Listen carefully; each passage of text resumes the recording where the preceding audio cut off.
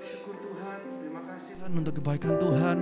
Kalau kami boleh Tuhan menjalankan ibadah onsite hari ini Tuhan, ini semua karena anugerah-Mu saja ya Tuhan. Dan biarlah Tuhan kami pakai kesempatan kali ini Tuhan, untuk kami memuji nama-Mu lebih lagi Tuhan. Kami meninggikan nama-Mu lebih lagi ya Tuhan dalam kehidupan kami. Terima kasih Tuhan, persiapkan hati kami, persiapkan Tuhan semuanya Tuhan, supaya kami bisa mendengarkan juga firman-Mu hari ini Tuhan. Terima kasih Tuhan, kami siap untuk memulai ibadah kami Tuhan. Di dalam nama Tuhan Yesus kami berdoa dan mengucap syukur. Amin.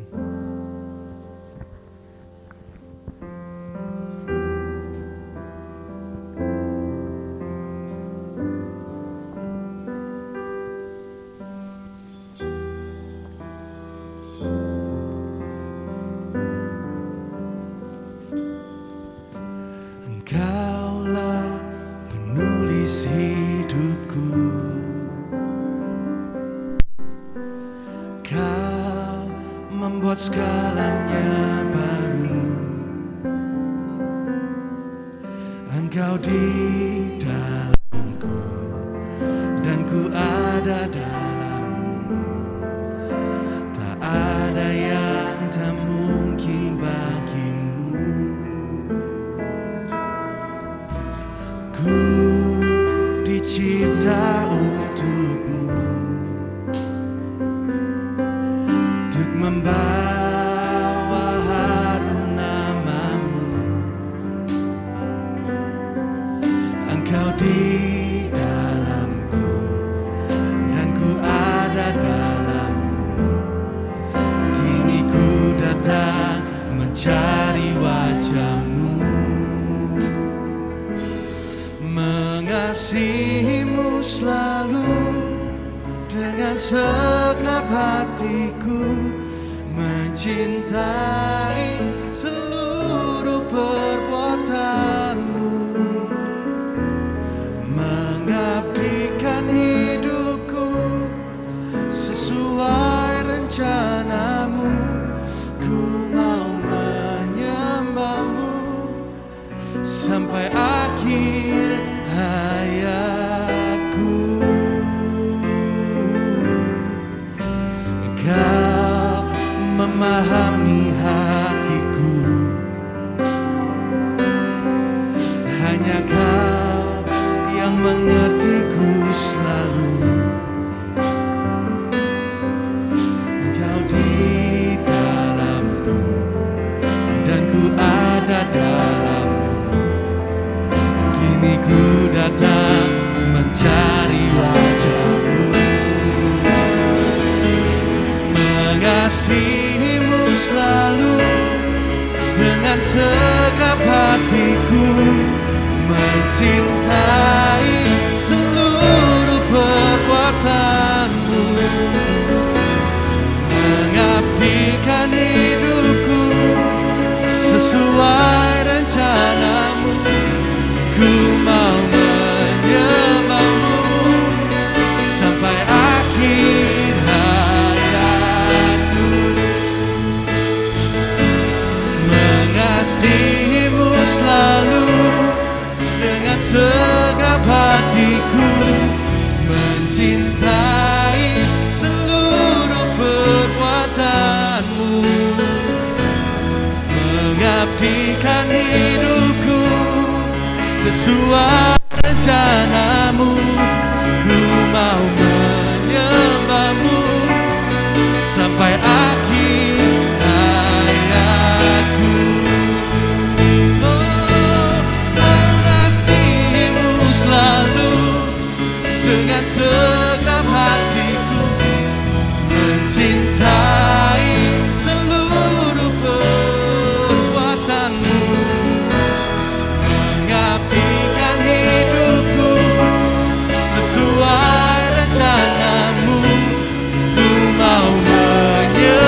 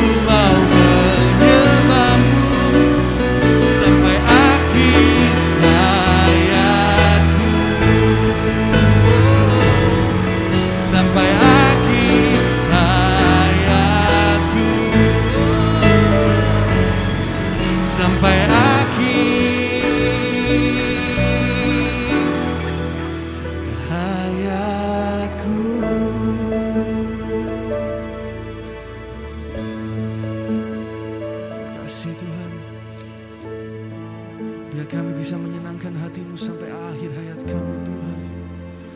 Dan biar kami menempatkan Engkau di tempat yang pertama di dalam kehidupan kami Tuhan. Biar Engkau ada di pusat segala kehidupan kami. Jesus at the center of it all. Oh, terima kasih Tuhan. Ini suara hati kami Tuhan yang ingin kami serukan, bahwa kami ingin ada Engkau Tuhan di setiap langkah kehidupan kami. Kami ingin ada Engkau Tuhan di setiap Tuhan gimana kami melangkah Tuhan, di setiap arah tujuan yang kami ingin pergi Tuhan. Kami ingin Engkau ada selalu di bersama dengan kami Tuhan. Oh, terima kasih Tuhan.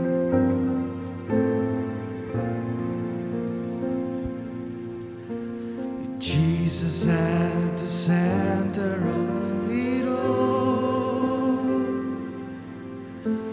Jesus at the center of it all.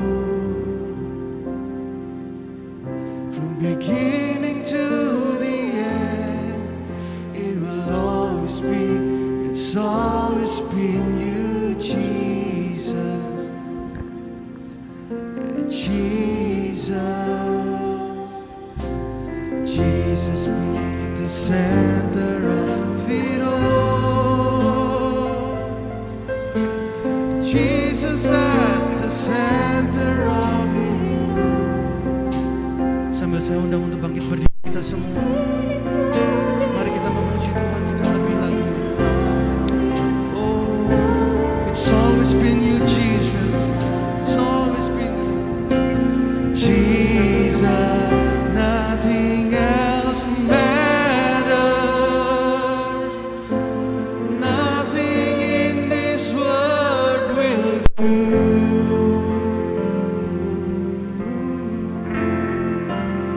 Jesus, you're the center. Everything revolves around you. Jesus, you the center of it all. The center of it all.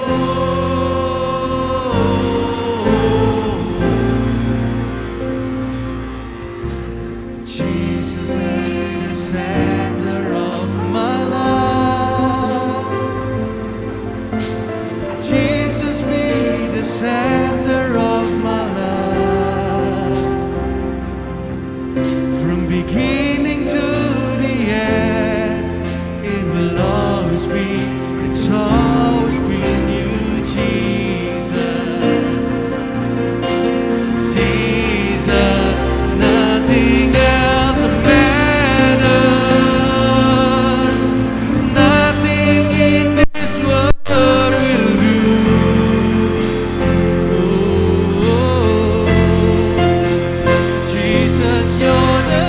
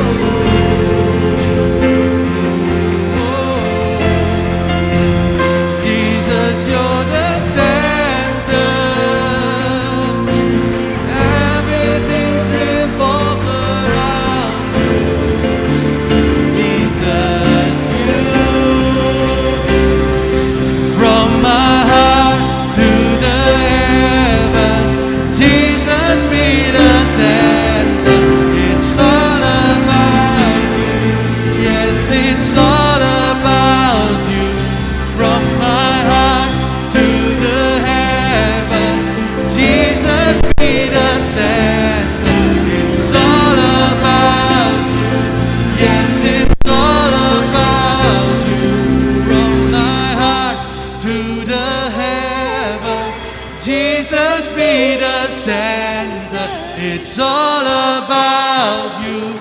Yes, it's all about you.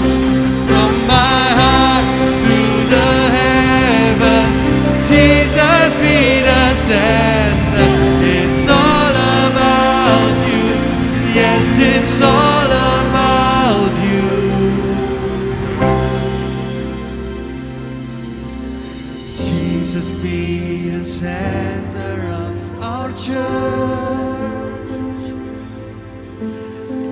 Jesus be the center of our church.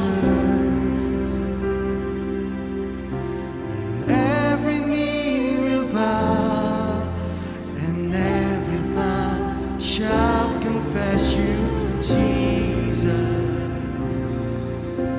Jesus, Jesus, Jesus, Jesus, Jesus. One more time. Jesus, Jesus. From my heart to the heaven, Jesus be the center. It's all about you. Yes, it's all about you. From my heart to the heaven, Jesus be the center. It's all about you.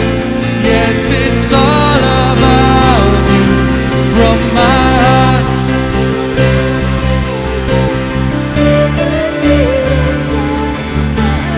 All about you. Yes, it's all about you. From my heart to heaven,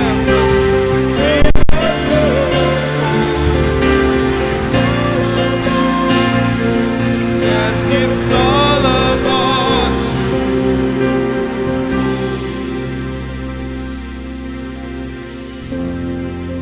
Haleluya, haleluya, haleluya, haleluya, haleluya, haleluya.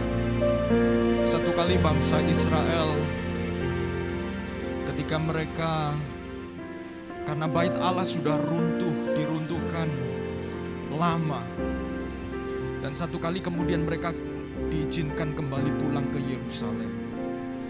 Tetapi karena bait Allah runtuh, maka Taurat Tuhan juga sudah hilang.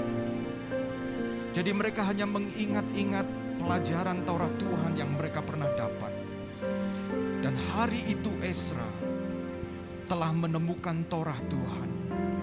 Dan untuk pertama kali setelah sekian tahun, mereka tidak pernah mendengar pembacaan Taurat Tuhan langsung. Hari itu Ezra membacakan Taurat Tuhan. Dan ada satu keharuan yang luar biasa dari umat Israel. Karena mereka hari ini, mereka bisa mendengar suara Tuhan, firman Tuhan dinyatakan. Dan pagi hari ini saya berdoa supaya setiap kita akan dipenuhi oleh kerinduan yang sama. Merindukan air kehidupan.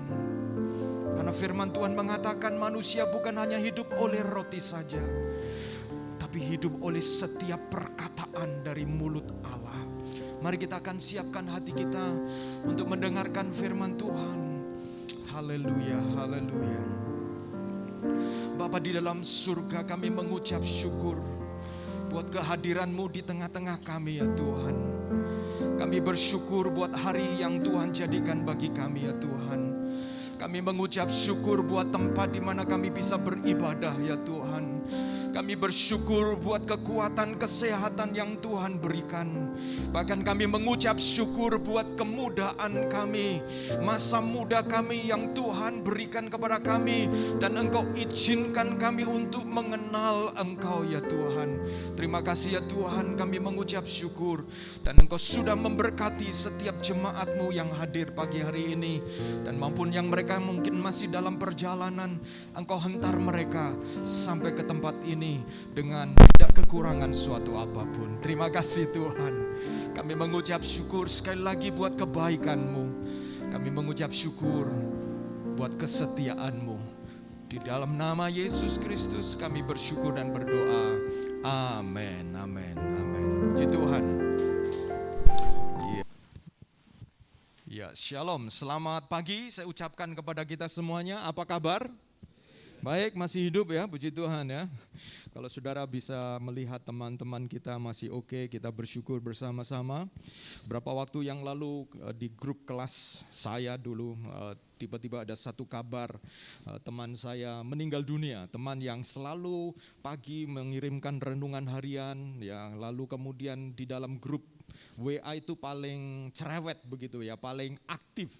Tiba-tiba kami shock karena mendengar kabar dia meninggal dunia dan kami akhirnya waktu itu saya menyempatkan diri untuk hadir di dalam ibadah penghiburan secara online, dan walaupun masih ada di dalam perjalanan saya berusaha mengikutinya dengan Zoom, dan waktu melihat anak-anaknya masih kecil begitu ya, usianya lebih tua dari saya tetapi anak-anaknya masih kecil, dan saya melihat bahwa kehidupan ini ada hal-hal yang kelihatannya kita bisa duga gitu ya, kelihatannya kita bisa prediksi.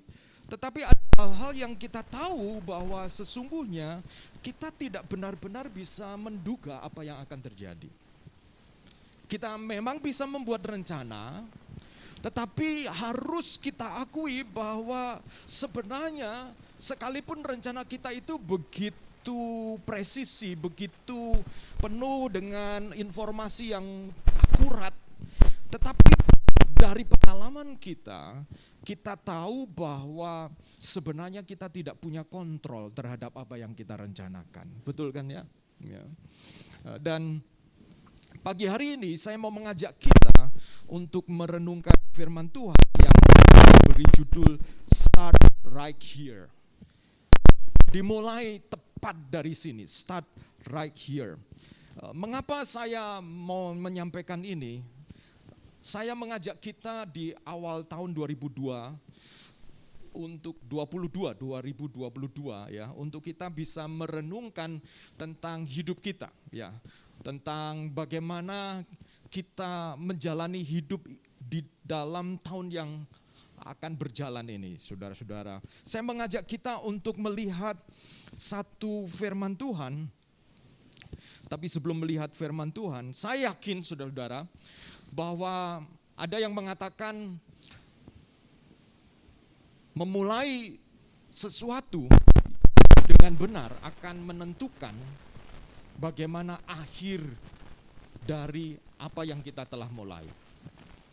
Tetapi saudara-saudara yang membuka bisnis, saudara tahu bahwa kadang-kadang saudara memulai dengan benar, tapi ternyata tidak selalu berakhir dengan seperti yang kita harapkan. Sehingga kadang-kadang ada orang yang kemudian, ya yang penting mulai aja lah, nggak tunggu harus benar, tapi yang penting mulai gitu. Yang penting mulai, sehingga kemudian ada orang-orang yang pokoknya harus dimulai. Ada orang lain juga yang mengatakan nggak bisa. Ya. Kalau kita memulai sesuatu semua harus diperhitungkan, semua harus dipertimbangkan, baru kita memulai. Ya. Kira-kira mana yang benar, saudara? Mana yang benar, saudara? Bagi saudara yang pengalaman punya buka usaha, ada di antara kita tipenya yang harus dipikirkan segala sesuatu dulu A sampai Z, baru kemudian memulai. Tetapi baru mau memulai ada informasi baru lagi, sehingga nggak pernah bisa memulai. Tapi ada tipe, pokoknya begitu instingnya memulai, ya mulai aja. Saudara termasuk tipe yang mana, saudara? Tipe yang menikah muda kayaknya tipe yang wis pokoknya hantam aja dulu ya. Atau tipe saudara-saudara yang sering buka usaha, saudara tahu bahwa pokoknya mulai aja. Nah saudara-saudara, ternyata memulai dengan benar belum tentu itu menuntun kita untuk bisa mengakhiri juga dengan benar. Lalu bagaimana Pak? Nah saya mengajak kita untuk merenungkan bahwa persoalannya itu bukan memulainya. Karena ternyata entah saudara memulai dengan benar, ada orang yang memulai tidak benar tetapi ujung-ujungnya karena belajar, lalu dia bisa mengakhirinya dengan benar juga. Jadi ternyata bukan persoalan bagaimana memulainya, tetapi dengan siapa saudara memulainya. Itulah yang penting. Itulah yang kita mau renungkan pagi hari ini bersama. Saya mengajak kita membaca di dalam kitab Pengkhotbah. Kitab Pengkhotbah pasal 12. Kitab Pengkhotbah pasal yang ke-12. Saya mengajak kita membuka di dalam bahasa Indonesia sehari-hari. Sebab di dalam terjemahan baru itu ada hal-hal yang mungkin kita agak kurang bisa mengerti. Dan kita akan dibantu Pengkhotbah pasal 12 ayat 1 sampai ayat yang ke-8. Saya mengajak kita membaca, memperhatikannya semua. Yang wanita, saya minta membaca bagian ayat yang ganjil, dan yang pria ayat yang genap.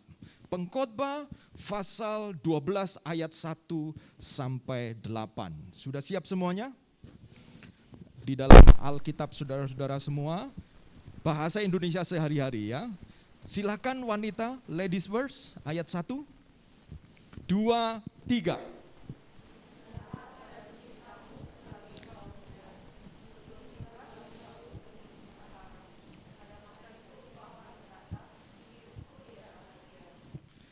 Bila tiba saat itu matamu tak lagi terang, sehingga pudarlah sinar surya, bulan dan bintang. Awan mendung pembawa hujan tetap menyertaimu bagai ancaman.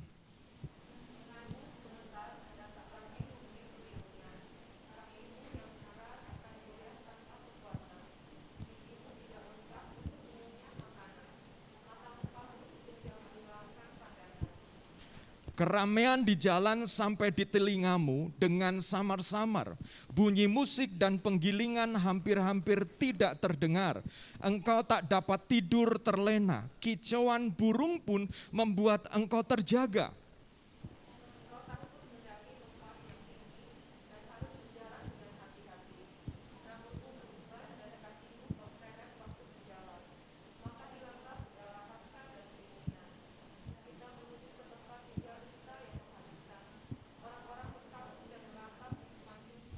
Rantai perak akan putus dan terpisah-pisah, lampu emas jatuh dan pecah, tali timba putus dan rusak, kendi hancur dan terserak-serak.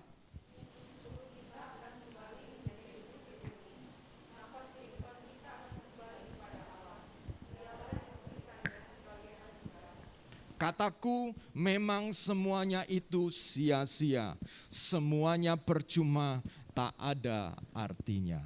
Saudaraku, apa sih yang sebenarnya disampaikan di sini? Ayat 1 mengatakan begini, ingatlah pada penciptamu selagi engkau muda, sebelum tiba tahun-tahun penuh sengsara. Pada masa itu engkau akan berkata, hidupku tidak bahagia atau hidupku sengsara. Ayat 1 berbicara tentang ingatlah. Sebenarnya begini, yang menulis kitab Pengkhotbah ini Raja Salomo, raja yang semua kesuksesan hidup itu menumpuk di dia. Dia punya kekuasaan, raja yang wilayah kekuasaannya paling luas pada waktu Israel, di zaman kerajaan Israel, dan dia punya harta benda yang luar biasa sampai orang-orang dari kerajaan lain ingin datang melihat. Dan dia memiliki kekayaan yang luar biasa. Cawanya semua terbuat dari emas, bahkan perisai-perisai dibuat dari emas. Saya tidak bicara tentang istrinya ya, karena itu bukan nilai kesuksesan dia, itu justru kegagalan dia. Kalau saudara belajar, istrinya 700, gundiknya 300, saudara-saudara. Wow, kelihatannya, tetapi justru karena dia beristri banyak, inilah keruntuhan itu terjadi. Nah, jadi ini bukan kesuksesan dia, saudara-saudara. Ya. Dan saudara, Salomo begitu sukses dan dia menulis kitab Pengkhotbah pada masa tua, bukan pada masa muda. Jadi dia sudah belajar dari pengalaman, kesuksesan sampai pada puncaknya, deposito semua emas yang dia punya itu seperti sebuah deposito. Dia punya kekuasaan, kekayaan, pengaruh luar biasa. Dan saya tidak bisa membayangkan kalau Salomo sekarang ini disamakan dengan apa. Jadi ketika Salomo pada masa tua justru kemudian dia mengatakan begini, sia-sia, semuanya sia-sia. Dan dia mengingatkan satu kunci di tengah-tengah ketidaksia-siaan adalah ingatlah pada penciptamu pada masa muda. Apa itu mengingat? Apa itu mengingat? Saudaraku, semua kita sebenarnya bisa mengingat. Mengingat itu adalah aktivitas pikiran kita yang mempengaruhi perasaan dan kehendak kita. Itu mengingat. Contoh, kalau saudara mengingat pada waktu saudara, siapa di antara kita yang pernah tertipu? Saudara, waktu saudara mengingat dan saudara mengingat bagaimana kita bisa tertipu dalam kerjaan, dalam apa, atau kita punya, kalau kita pernah rasa loss begitu ya, betapa itu kemudian mood kita akan dipengaruhi oleh apa yang kita ingat. Apabila kita mengingat makanan yang enak, atau saudara-saudara yang pergi bersama-sama pada waktu pernikahan Harry dan Velia, saya senang pada waktu itu di Bali, kemudian dijemput oleh Terry, Henny, terus pertama kali kemudian diajak makan apa itu ya, babi guling atau apa itu ya, dan di Pak Rebo atau apalah namanya begitu ya.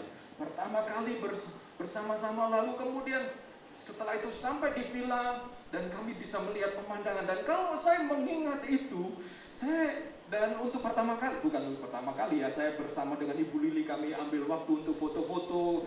Dan ya foto kayak foto prewed model sendirilah. Kami nggak pernah prewed ya saudara.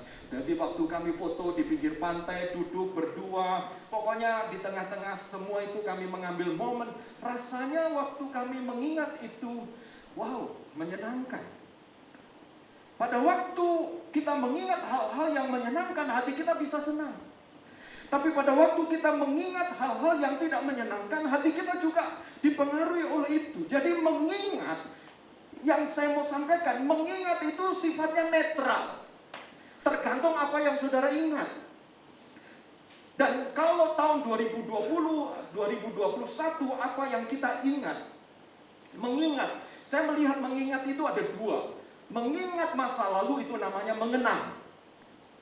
Mengingat masa lalu itu namanya mengenang. Ada orang yang dipengaruhi oleh ingatan-ingatan masa lalu, kenangan-kenangan masa lalu, sehingga hidupnya sangat dipengaruhi apa yang terjadi di masa lalu.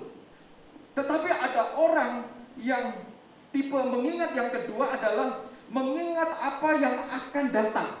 Lupa, kok bisa mengingat apa yang akan datang? Saya menyebutnya itu visi. Melihat ke depan, saya mau ini, saudara memikirkannya. Dan ketika saudara memikirkan apa yang akan terjadi di masa yang akan datang, saudara juga akan dipengaruhi oleh apa yang saudara ingat tentang apa yang akan terjadi. Kalau saudara menginginkan, bagi saudara yang punya anak, menginginkan anak saudara bertumbuh dengan sehat, punya kecerdasan, saudara akan mempersiapkan dia.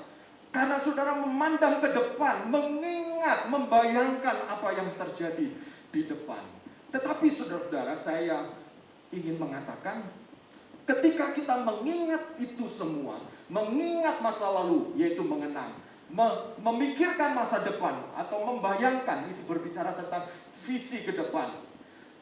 Ketika kita melakukan, ternyata saudara, buat orang yang cenderung optimis, kalau ketika mengingat, dia bisa melihat hal-hal yang positif.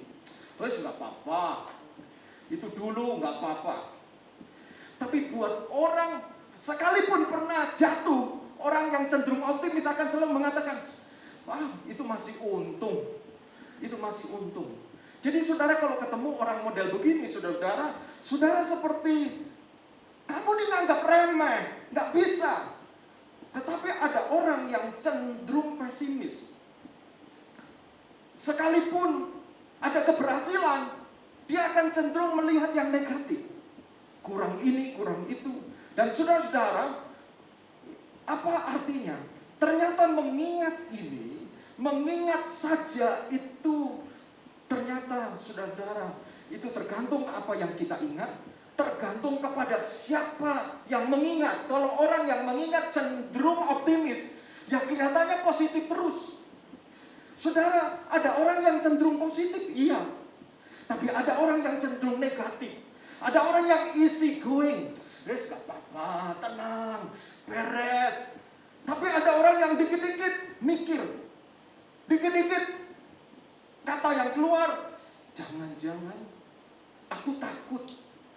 Kata yang sering muncul. Nah, saudara-saudara, artinya ternyata proses aktivitas pikiran kita mengingat masa lalu atau memandang masa depan, dan tergantung siapa yang mengingat. Kalau saudara mengobrol dengan orang yang optimis, maka saudara akan juga terbawa optimis sekalipun melihat masa depan tidak pasti. Tapi kalau saudara ketemu dengan orang yang selalu pesimis, begitu melihat masa depan tidak pasti, saudara juga bisa mendengar betapa mengerikannya. Dengan kata lain, ternyata mengingat itu sendiri ditentukan oleh apa yang diingat dan ditentukan oleh siapa yang mengingat. Itu sebabnya firman Tuhan mengajak kita untuk bukan sekedar mengingat begitu saja, tetapi firman Tuhan mengajak kita untuk mengingat Pencipta. Jadi bukan hanya sekedar mengingat apa peristiwa, tetapi mengingat Penciptamu. Mengapa? Saudara, mengingat bisa sangat mempengaruhi kehidupan kita. Itu mengarahkan kita. Tetapi siapa dan apa yang diingat sangat menentukan. Bahkan siapa yang diingat itu bisa menjadi Tuhan, menjadi ilah kita, menjadi Tuhan atas kita, menguasai kita. Itu betapa dahsyatnya mengingat. Kalau saudara mengingat, saudara sedang menabung untuk kemudian beli rumah, misalnya membeli rumah impian. Saudara akan begitu memikirkan segala sesuatu. Saudara akan mengeluarkan uang sangat perhitungan karena saudara tahu bahwa rumah impian saudara begitu mahal. Sementara mungkin income kalau dikumpulkan akan begitu lama. Saudara, mengingat ternyata menyebabkan mempengaruhi perilaku kita, saudara. Perilaku kita. Ada orang-orang yang sebenarnya dia kaya, tetapi kenapa dia pelit? Karena dia mengingat. Karena dia mengingat. Mengingat apa? Banyak hal, ya saudara-saudara. Mengingat masih ada orang yang lebih kaya dari dia. Tapi ada orang yang sederhana, tapi murah hati. Kenapa? Karena dia juga mengingat bahwa dari dia ada orang yang lebih susah lagi. Jadi saudara, ada orang yang kemudian melihat masih ada orang yang lebih kaya lagi, sehingga kemudian dia merasa bahwa apa yang dia miliki bukan apa-apa. Tetapi ada orang yang sederhana tetapi murah hati, karena dia juga bisa mengingat bahwa ada orang yang jauh tidak beruntung dari dia. Jadi saudara perhatikan, ternyata apa yang kita ingat itu mempengaruhi perilaku kita. Jadi bukan hanya situasi keadaan saudara yang menentukan perilaku kita, tetapi bagaimana saudara menyikapi dan apa yang saudara ingat terhadap situasi dan keadaan saudara, itulah yang menentukan kita. Itu sebabnya Tuhan mengingatkan bahwa jangan hanya mengingat itu semua, ingatlah Penciptamu. Mengapa kita harus mengingat Pencipta? Kuasa mengingat Pencipta. Pengkhotbah 12 ayat 1 mengatakan, ingatlah pada Penciptamu selagi engkau muda, sebelum tiba tahun-tahun penuh sengsara. Pada masa itu engkau akan berkata, hidupku tidak bahagia. Yang pertama, mengingat pada waktu yang tepat akan mendatangkan berkat. Mengingat pada waktu yang tepat akan mendatangkan berkat. Contoh, firman Tuhan mengatakan, ingatlah pada Penciptamu selagi engkau muda. Timingnya jelas di sini. Pada waktu engkau muda. Kenapa? Karena kalau saudara mengingat pada waktu yang salah, saudara nggak dapat berkat. Saudara dapat musibah dan dapat masalah. Contoh, siapa di antara saudara yang pernah kelupaan memperpanjang SIM. Saudara ingat, tapi waktunya sudah lewat. Sehingga apa yang kita ingat sebenarnya justru menimbulkan masalah. Sebelumnya kita seperti tidak punya masalah. Kenapa? Sebenarnya ada masalah, cuma kita nggak ingat. Tapi begitu sadar, ya ampun, SIM-ku udah lewat ini. Waduh, harus ujian SIM lagi. Nah saudara, ternyata mengingat pada waktu yang salah itu bisa menimbulkan masalah dan bahkan musibah. Dan firman Tuhan mengajak kita untuk mengingat pada waktu yang tepat. Kapan kita mengingat pencipta kita pada waktu yang tepat? Tuhan mengatakan, ingatlah melalui firman-Nya, ingatlah penciptamu pada masa mudamu selagi engkau muda. Tuhan mengingatkan waktu yang tepat untuk kita mengingat pencipta itu pada waktu muda.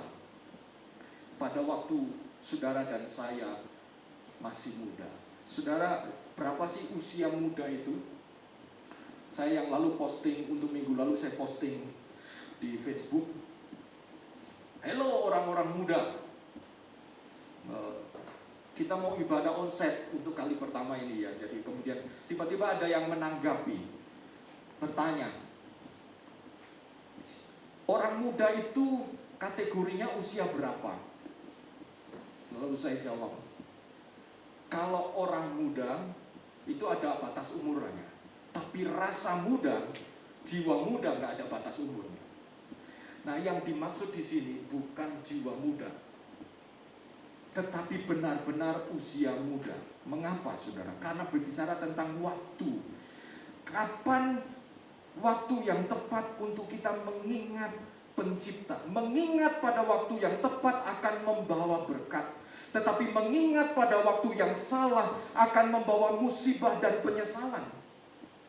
Firman Tuhan meminta dan memerintahkan kita untuk mengingat pada masa muda. Kenapa?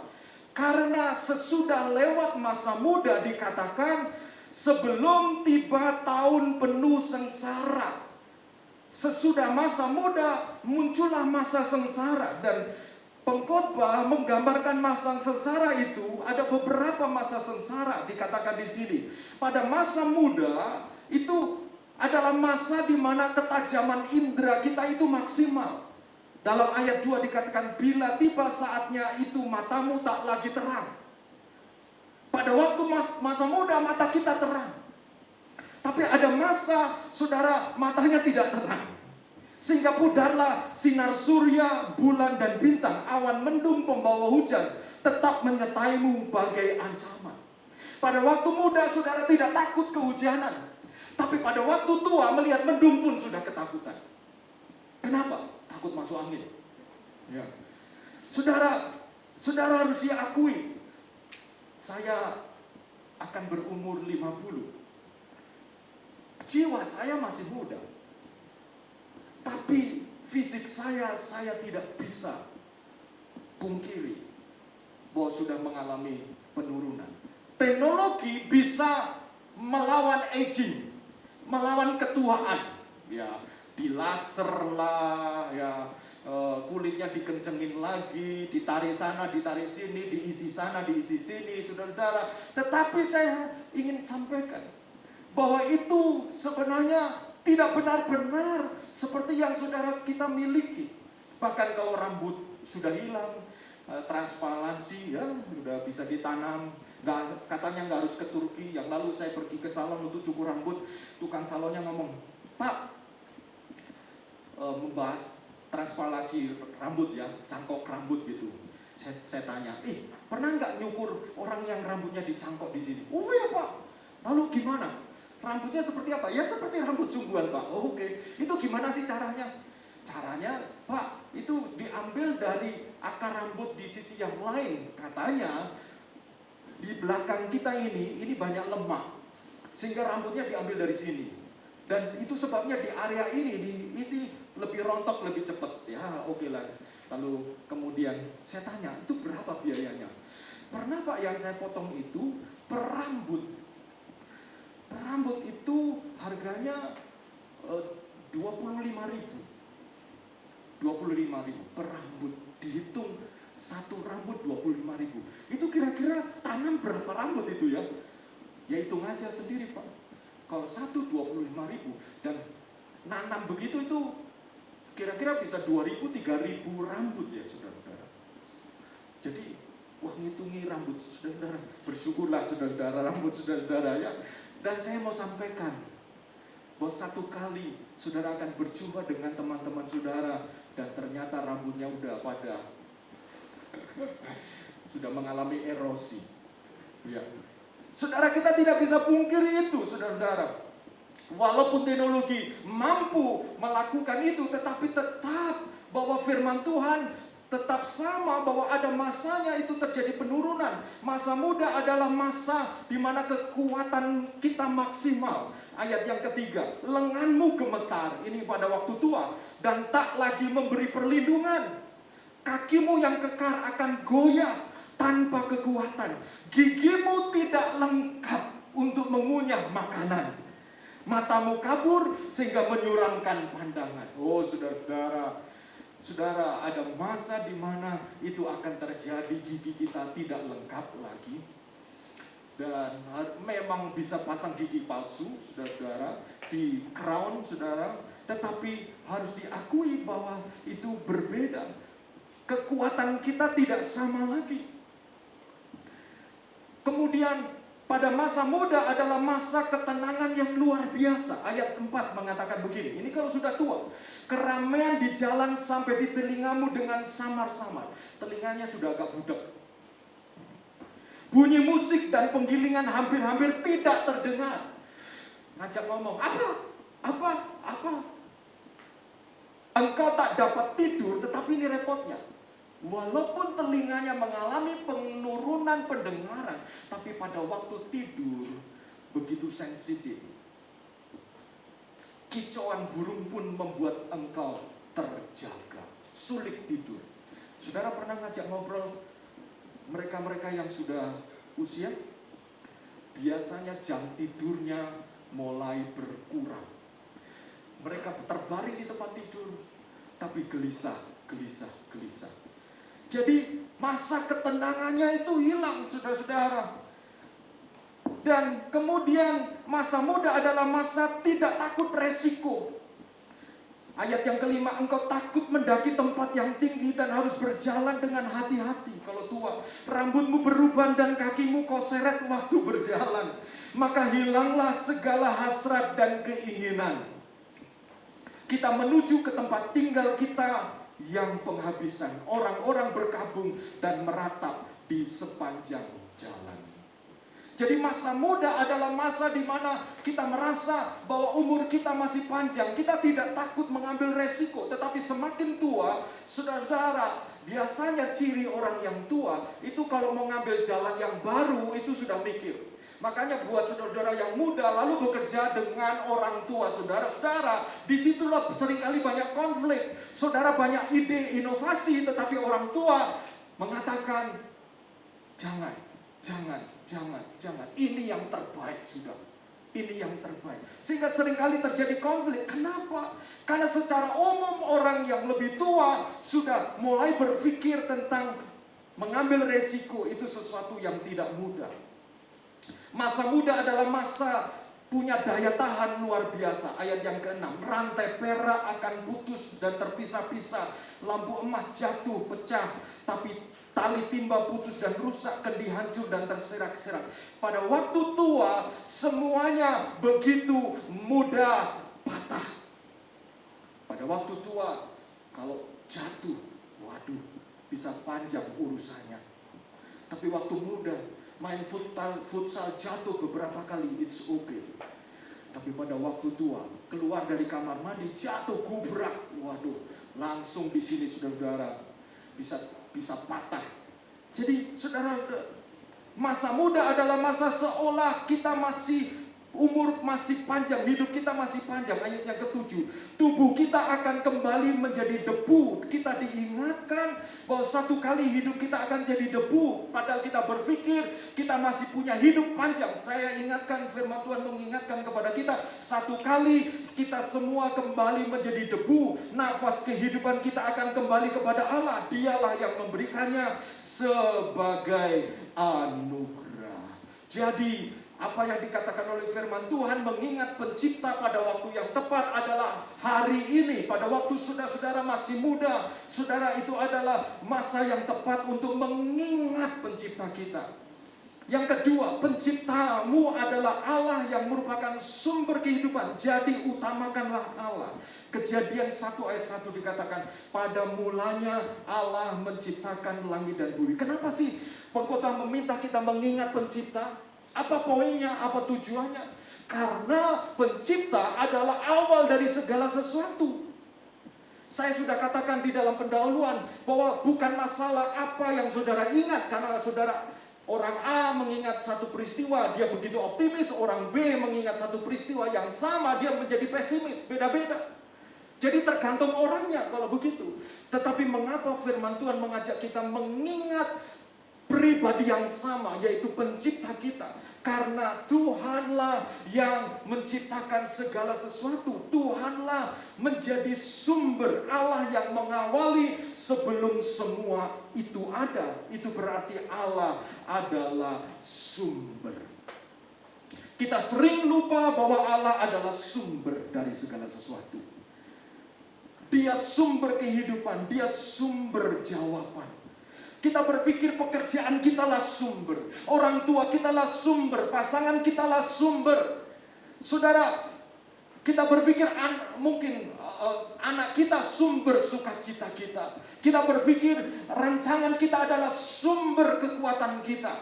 Seringkali kita berpikir banyak sumber-sumber yang kita anggap sebagai sumber kita. Tetapi firman Tuhan mengatakan, ingatlah penciptamu. Karena pencipta saudara dan saya, dia adalah yang mengawali segala sesuatu. Sebelum matahari ada, sebelum bulan bintang dan ada, sebelum alam semesta ada, dia sudah ada. Berarti dia adalah sumber dari segala sesuatu. Dia adalah sumber berbagai. Kalau kita menyadari bahwa pencipta kita itu adalah awal dari segala sesuatu. Awal sebelum saya bertemu dengan Ibu Lili ada pencipta saya. Awal sebelum orang tua saya melahirkan sudah ada pencipta. Awal dari saya berjumpa dengan saudara-saudara di SAF sudah ada pencipta. Jadi kalau kita bertemu dan kita bertemu di dalam Tuhan, pasti pencipta punya rencana. Itu yang saya mau mengajak saudara berpikir. Jadi ketika kita mengingat pencipta kita, maka kita mengingat dia adalah sumber segala sesuatu dalam hidup saya dan saudara-saudara. Sebab dia yang menuntun saudara dan saya. Karena dia adalah sumber. Jika Allah adalah sumber, maka utamakanlah Allah. Karena dia sumber, saudara-saudara. Dia sumber, maka utamakanlah saudara. Utamakanlah Tuhan. Mengutamakan Allah berarti menyerahkan diri untuk Allah menjadi yang utama, menjadi raja, Tuhan, pemilik di dalam setiap aspek hidup kita, keluarga, pekerjaan, keuangan, dan lain-lain. Karena dia adalah sumber. Saudara, di dalam kitab Amsal dikatakan, berkat Tuhanlah yang menjadikan kaya. Dalam terjemahan yang lain, God's blessing, berkat Tuhan yang memperkaya. Dan orang yang diberkati Tuhan, kesulitan, sorrows, ya, sebenarnya bukan berarti tidak ada kesulitan hidup, tidak ada penderitaan, tetapi berkat Tuhanlah yang mendatangkan sukacita yang sejati. Itu intinya, ya, itu intinya. Itu berbicara tentang apa? Itu tentang bahwa Tuhan adalah sumber. Dan kalau Tuhan adalah sumber, apakah kita sudah memperlakukan dia, menyikapi dia sebagai sumber? Kadang-kadang kita anggap sumber itu adalah modal kita. Sumber adalah kesehatan kita. Sumber adalah kekuatan kita. Sumber adalah hal-hal yang sebenarnya Tuhan ciptakan. Allah penciptamu, itu berarti kita sadar Dia adalah sumber segala sesuatu. Kalau saudara dan saya mengingat Dia adalah sumber, maka apapun yang terjadi di masa yang akan datang, selama saudara mengandalkan sumber itu, maka saudara akan tetap tenang. Karena saudara berjalan dengan sumber. Berjalan dengan sumber. Penciptamu adalah Allah yang menguasai waktu. Yang ketika pencipta kita adalah Allah yang menguasai waktu. Jadi lakukanlah yang terbaik saat ini untuk Dia. Karena Dia yang menguasai waktu. Allah lah yang menentukan musim dan membuat segala sesuatu indah pada waktunya. Pengkhotbah pasal 3 ayat 1 mengatakan, untuk segala sesuatu ada masanya. Untuk apapun di bawah langit ada waktunya. Ayat 11, Ia membuat segala sesuatu indah pada waktunya. Bahkan Ia memberikan kekekalan dalam hati mereka. Tetapi manusia tidak dapat menyelami pekerjaan yang dilakukan Allah dari awal sampai akhir. Kita tidak bisa melawan musim. Sama seperti umur kita. Ada musim di mana musim-musim kita menjadi makin tua. Ada musim di dalam kehidupan kita, musim-musim saudara merintis pekerjaan. Saudara, ada musim-musim dalam kehidupan kita yang terjadi dan kita tidak bisa melawan musim. Dan itulah yang terjadi. Segala sesuatu ada musimnya, ada waktunya, saudara-saudara. Tetapi ingatlah, kita tidak berjalan oleh karena musim. Ingatlah penciptamu, karena Dialah yang menguasai musim dalam hidup kita. Ingatlah penciptamu, karena Dialah yang akan membuat segala sesuatu baik, indah pada waktunya. Sekalipun saudara berusaha melakukan segala sesuatu di dalam musim-musim hidupmu, saya tidak tahu musim hidupmu seperti apa. Ya, ada yang baru lulus kuliah, musimnya mencari pekerjaan. Apa yang harus saya bisa kerjakan? Itu musim saudara. Masing-masing saudara punya musim. Tapi ketika kita mengingat pencipta kita, kita diingatkan Tuhanlah yang menguasai waktu. Lakukan yang terbaik dalam musim hidupmu saat ini. Untuk Tuhan. Sebab Dia adalah sumber kita. Dan Dialah yang membuat segala sesuatu indah pada waktunya. Lakukan yang terbaik hari ini. Jangan tunda-tunda, sebab Dialah yang berdaulat untuk mengubahkan menjadi indah sesuai dengan waktu Tuhan yang Tuhan sediakan buat saya dan saudara-saudara. Saudara-saudara, jangan berusaha jual mahal dengan Tuhan. Tuhanlah yang menguasai waktu dan musim, saudara-saudara. Lakukan yang terbaik untuk Tuhan hari ini. Karena Tuhanlah yang membuat segala sesuatu indah pada waktunya. Yang terakhir, penciptamu adalah hakim yang adil, maka hiduplah takut akan Tuhan. Mengapa pengkhotbah mengingatkan kita untuk mengingat pencipta? Pasal 12 ayat 13 dan 14 mengatakan begini, akhir kata dari segala yang didengar ialah takut akan Allah dan berpeganglah pada perintahnya, karena ini adalah kewajiban setiap orang. Karena Allah akan membawa setiap perbuatan ke pengadilan yang berlaku atas segala sesuatu yang tersembunyi. Entah itu baik, entah itu jahat. Dalam terjemahan Contemporary English Version mengatakan, everything you were taught can be put into a few words. Semua yang sudah disampaikan oleh pengkhotbah dari pasal 1 sampai pasal 12 bisa disingkat dalam kalimat yang pendek. Few words. Respect and obey God. This is what life is all about. Hormati dan taatilah Tuhan, karena untuk itulah hidup kita. Itulah tujuan dari hidup kita. Kenapa? Karena ayat 14 mengatakan God will judge everything. Tuhan akan menghakimi segala sesuatu yang kita lakukan, even what is done in secret. Bahkan hal-hal yang dilakukan tersembunyi, tidak ada orang yang tahu, whether good or bad. Entah itu baik atau jahat, Tuhan adalah hakim.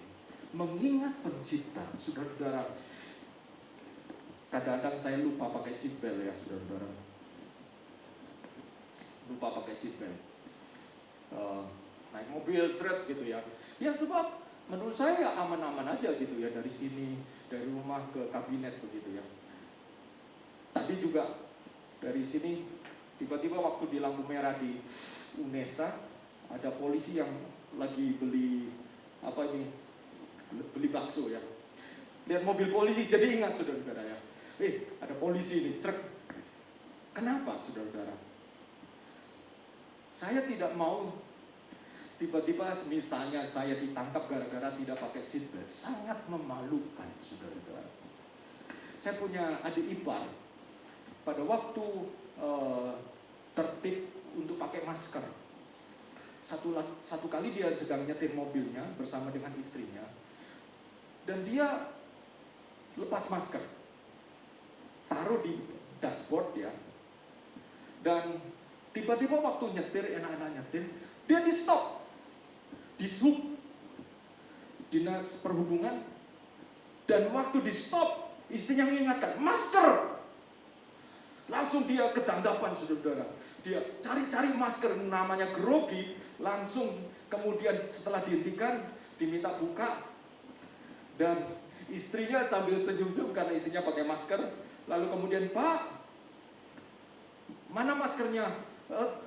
Ini tadi ada di sini. Dan apa yang terjadi saudara?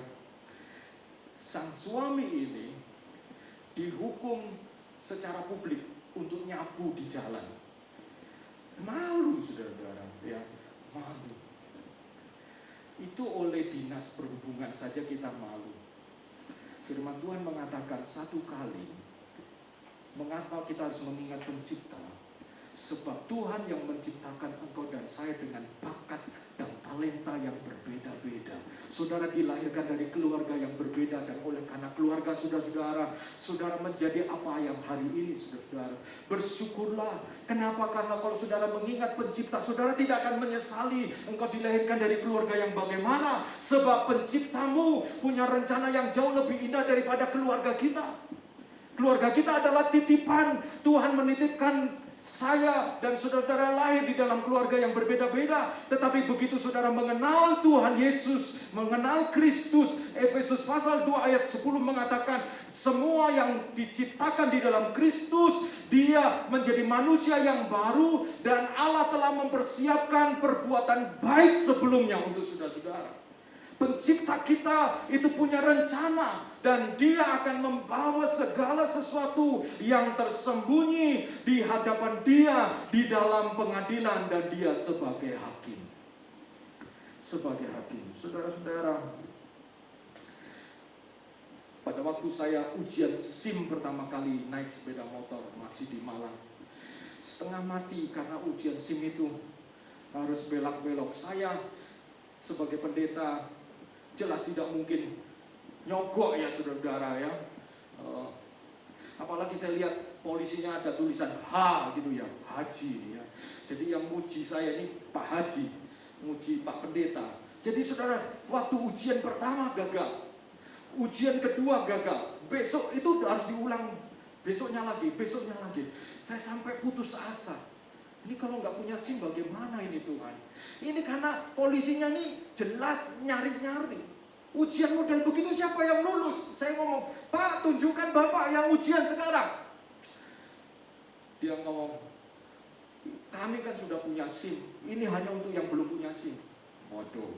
Dan saudara, saya melihat ada ibu-ibu berusaha menyuap polisi ini. Tapi polisi sambil lihat, Bu lihat, itu ada CCTV semua. Dan saudara, akhirnya saya berusaha berlatih di rumah. Pakai batako, saya atur, lalu saya siksak sampai angka 8.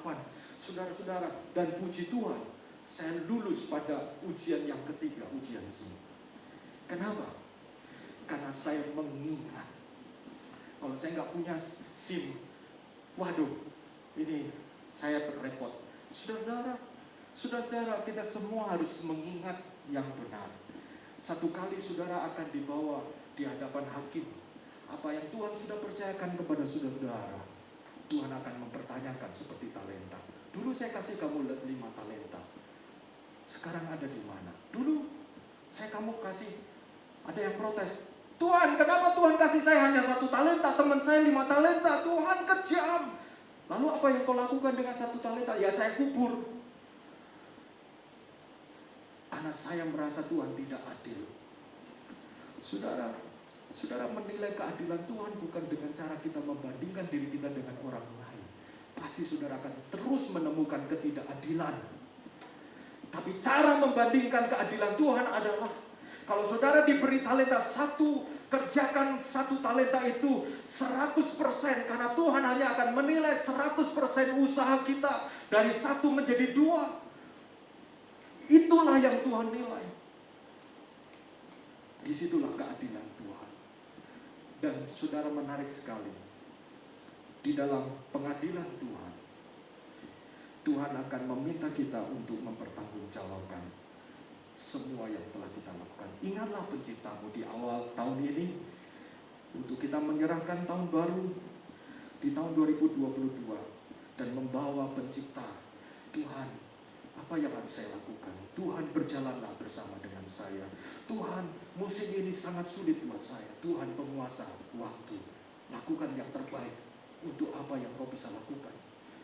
Tuhan, saya rasa saya tidak tahu apa yang saya harus kerjakan. Saudara masih muda, jangan takut ambil resiko. Lakukan saja. Karena Tuhan, Dia adalah pencipta kita. Ini adalah waktu yang terbaik untuk mengingat pencipta kita. Mari kita akan datang kepada Tuhan dan kita berdoa. Saya minta pemain musik maju ke depan. Saya mengajak kita menyanyi pujian, Engkau di dalamku, Kaulah penulis hidupku.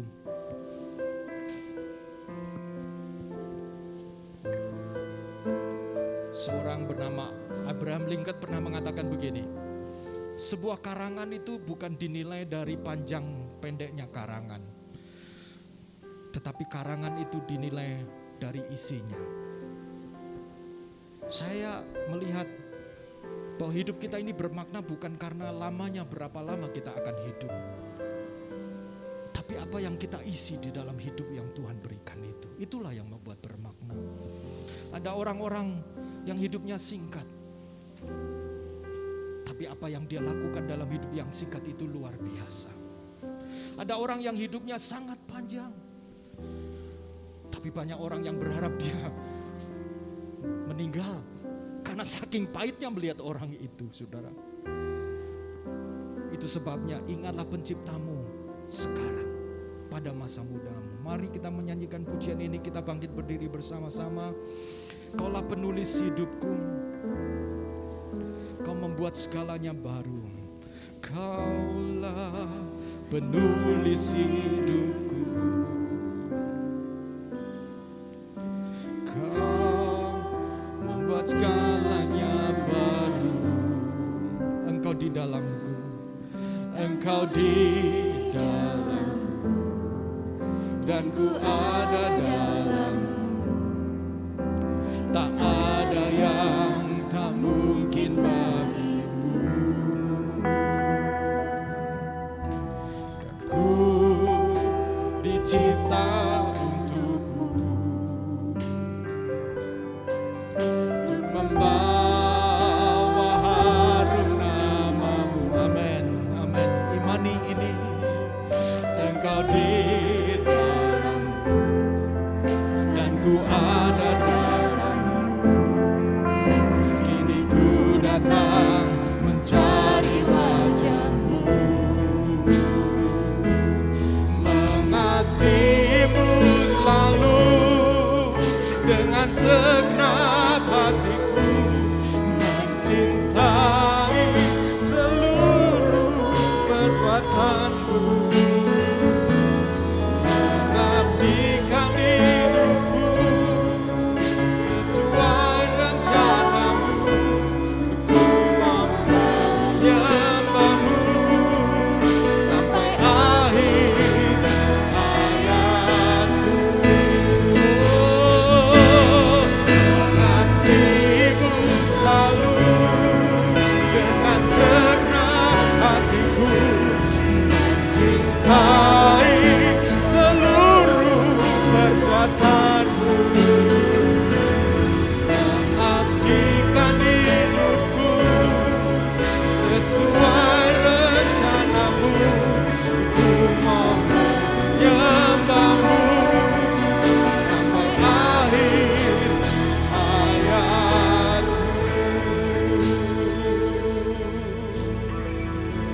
Saudara, mari saya mengajak kita berdoa. Apa yang telah kita pilih sebagai sikap kita terhadap Tuhan?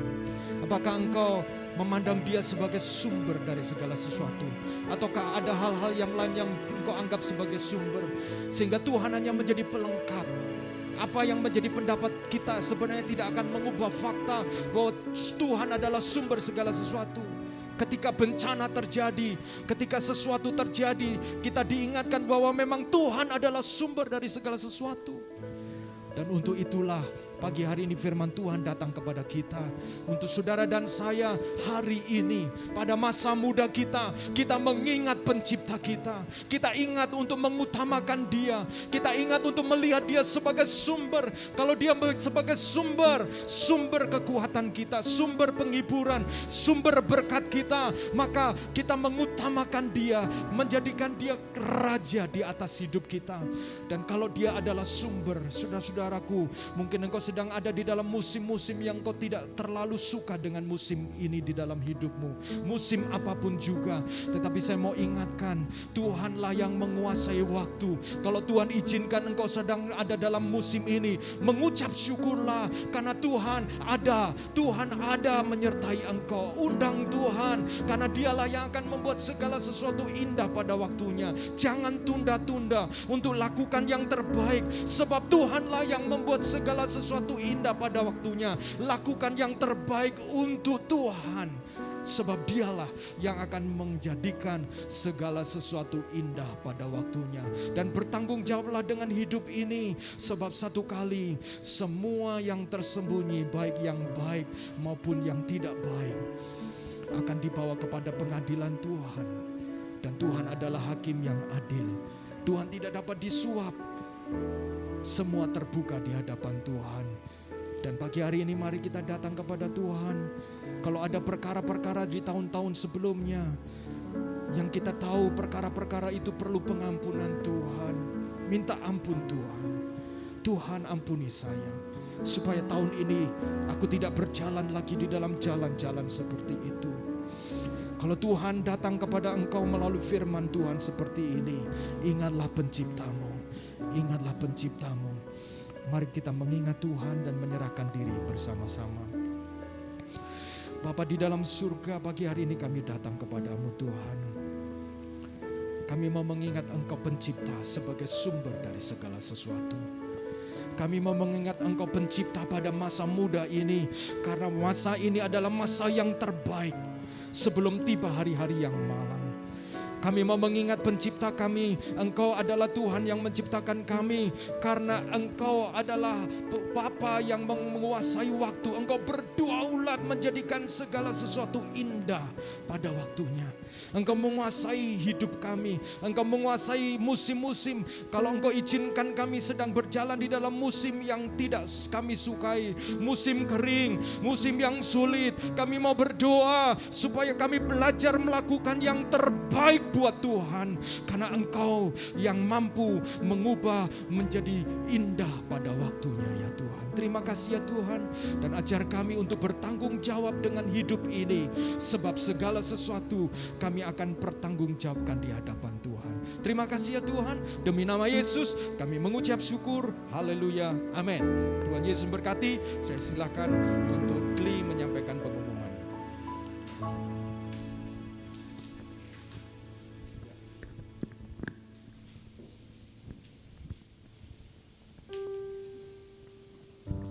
Shalom teman-teman, sekarang tiba waktunya kita akan memberikan persembahan. Sebelumnya kita mau berdoa dulu untuk doa persembahan. Bisa tolong Cevelia untuk doa persembahan. Ya Bapak, kami mau bersyukur ya Tuhan atas berkat-Mu atas kami semua ya Tuhan sampai dengan saat ini. Ya Bapak, kami sebentar akan memberikan persembahan. Tuhan memberkati ya Tuhan setiap tangan-tangan yang akan memberi ya Tuhan. Biarlah persembahan ini ya Tuhan bisa berkenan di hati-Mu dan bisa menjadi berkat untuk pelebaran kerajaan-Mu di dunia ini ya Tuhan. Terima kasih, kami serahkan doa ini hanya ke dalam tangan-Mu saja. Haleluya, amin. Untuk persembahan bisa diberikan melalui via QR yang sudah ada di depan tempat duduk kalian yang ada di balik kursi, atau bisa juga diberikan secara manual ke kasir yang di belakang di amplop, di dalam amplop ya. Sambil saya beri waktu buat teman-teman memberikan persembahan. Sambil teman-teman memberikan persembahan, saya ingin membacakan satu ayat di Kisah Para Rasul 20 ayat 35. Dalam segala sesuatu telah kuberikan contoh kepada kamu, bahwa dengan bekerja demikian kita harus membantu orang-orang yang lemah dan harus mengingat perkataan Tuhan Yesus, sebab Ia sendiri telah mengatakan adalah lebih berbahagia memberi daripada menerima. Nah, ayat yang mungkin sudah tidak asing lagi, tapi kita diingatkan lagi untuk memberi dan membantu orang-orang yang lemah. Oke, selanjutnya saya akan membacakan pengumuman untuk teman-teman yang belum follow atau belum update di Instagram kita. Bisa follow Instagram kita di @sfsby, karena di sini setiap minggunya kita akan mengupdate kegiatan-kegiatan gereja kita, ada sermon review juga dan banyak hal juga. Jadi buat teman-teman yang belum follow, yuk di follow. Nah, lalu untuk kegiatan di minggu ini di hari Selasa akan ada more. More adalah moment of restoration yang akan diadakan setiap hari Selasa jam 7:30. Untuk minggu ini more kita via Zoom meeting. More adalah tempat di mana kita menyatukan hati untuk berdoa bagi beberapa pokok doa. Jadi buat teman-teman yang mau join bisa langsung kontak DM Instagram kita atau kontak KTB Leaders juga bisa untuk Zoom meetingnya. Nah, lalu di hari Kamis, hari yang kita tunggu-tunggu, ada komunitas tumbuh bersama, ada KTB. KTB dihadirkan setiap hari Kamis jam 7. KTB adalah tempat di mana kita bersatu untuk menumbuhkan iman dan untuk supaya iman kita ini bertumbuh setiap harinya, bertumbuh terus gitu. Jadi di dalam KTB ini udah ada yang onsite, dan KTB kita ada 4, ada KTB Barat 1, Barat 2, Barat 3, dan KTB Timur.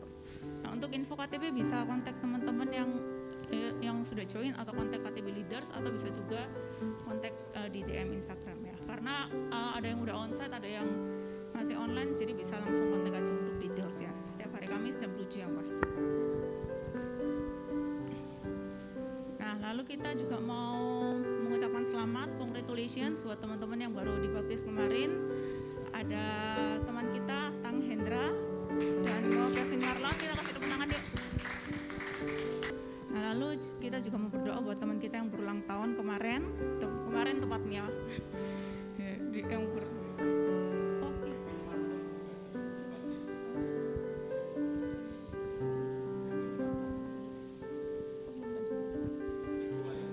Ada 2 yang dibaptis ya. Jadi buat Tang Hendra sama Ngo Kevin Marlon. Nah, terus lalu kita mau berdoa buat teman kita yang berulang tahun kemarin, yaitu ada Celiana. Kita mau berdoa bersama. Sekian pengumuman, saya kembalikan kepada Pak Agus.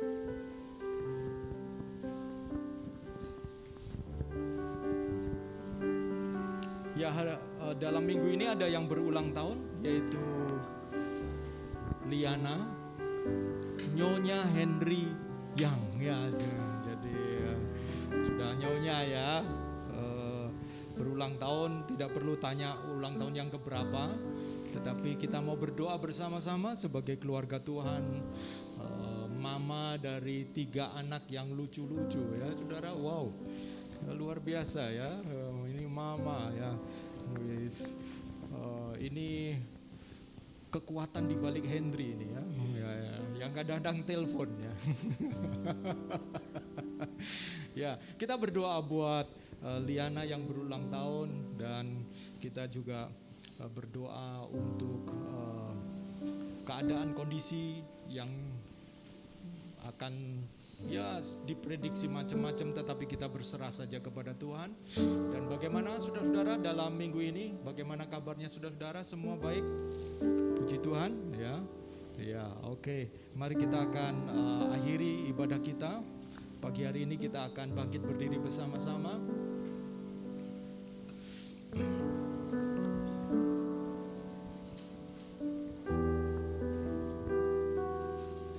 Kita akan berdoa.